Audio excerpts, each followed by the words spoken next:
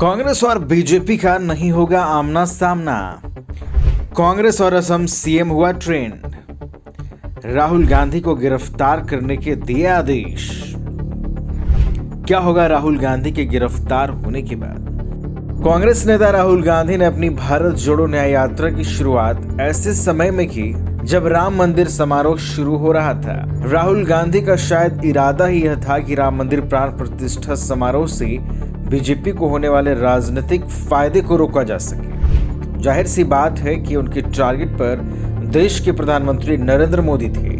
मणिपुर से शुरुआत तो नरेंद्र मोदी और बीजेपी पर हमले से हुई थी, पर असम आते जाते राहुल गांधी की न्याय यात्रा राहुल बनाम मोदी की जगह राहुल बनाम हेमंत बिस्वा शर्मा होती जा रही है। अब ऐसे कैसे हो गया, चलिए आपको बताते हैं। 19 जनवरी को असम पहुंचते ही कांग्रेस नेता राहुल गांधी ने असम के मुख्यमंत्री पर बड़ा हमला बोल दिया। राहुल गांधी ने कहा कि हेमंत देश के सबसे भ्रष्ट मुख्यमंत्री हैं और बीजेपी के अन्य मुख्यमंत्री को भ्रष्टाचार करना सिखाते हैं। उन्होंने यह भी कहा कि मुझे लगता है कि देश की सबसे भ्रष्ट सरकार असम में है। आप जानते हैं यहाँ क्या हो रहा है। हम असम के मामलों को यात्रा के दौरान उठाएंगे। भ्रष्टाचार वाले बयान के कुछ घंटे बाद असम के सीएम ने उनके बयान प्रतापगढ़ तोड़ पटवार करके रुख को ही मोड़ दिया। असम सीएम अपने तेवरों के लिए जाने जाते हैं। इस अंदाज में उन्होंने बिना देर के राहुल गांधी के हमले का जवाब दिया।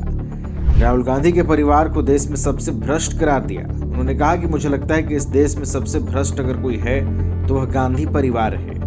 वह सिर्फ भ्रष्ट ही नहीं बल्कि डुप्लीकेट भी है। उनके परिवार के नाम में गांधी भी है, लेकिन फिर भी वह गलत नाम अपनाए हुए हैं। अगर कोई फर्जी लाइसेंस लगता है तो उसे मैं पकड़ सकता हूं, पर उनका क्या जिन्होंने गलत टाइटल ही रख लिया हो। राहुल गांधी के हमले के बाद कम लगातार राहुल की यात्रा को टारगेट कर रहे हैं। अब झगड़ा इस हद तक पहुंच चुका है कि सीएम ने असम डीजीपी को राहुल गांधी के खिलाफ गुवाहाटी शहर में जबरदस्ती घुसने और अपने कार्यकर्ताओं को हिंसा भड़काने के आरोप लगाने पर एफआईआर दर्ज करने के आदेश दिए हैं। राहुल गांधी की गलती है कि उन्होंने सीएम को टारगेट करके मधुमक्खी छत्ते में हाथ डाल दिया है। मामला राहुल बनाम मोदी के बजाय राहुल बनाम हेमंत हो गया है। क्या ऐसा नहीं लग रहा है कि भारतीय जनता पार्टी यही कुछ चाह रही थी?